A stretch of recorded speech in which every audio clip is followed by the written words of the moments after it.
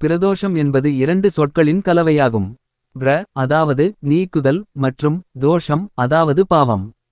தேவர்களும் அசுரர்களும் அமிர்தம் பெறுவதற்காக பாட்கடலை கடையும் பொழுது ஹாலஹல என்ற கொடிய விஷம் வெளிவந்து அதன் அபரிமிதமான வெப்பத்தை தாங்க முடியாமல் தேவர்கள் மற்றும் பிற உயிரினங்கள் ஓடியதைக் கண்டு பரிதாபப்பட்ட நந்தி தேவன் தனது நாக்கின் கீழ் அடைக்கலம் கொடுத்து அவர்களை பாதுகாத்தார்.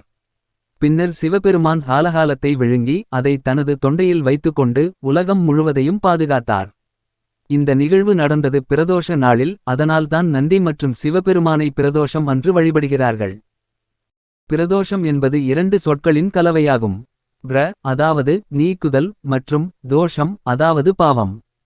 தேவர்களும் அசுரர்களும் அமிர்தம் பெறுவதற்காக பாட்கடலை கடையும் பொழுது ஹாலஹல என்ற கொடிய விஷம் வெளிவந்து அதன் அபரிமிதமான வெப்பத்தை தாங்க முடியாமல் தேவர்கள் மற்றும் பிற உயிரினங்கள் ஓடியதைக் கண்டு பரிதாபப்பட்ட நந்தி தேவன் தனது நாக்கின் கீழ் அடைக்கலம் கொடுத்து அவர்களை பாதுகாத்தார்.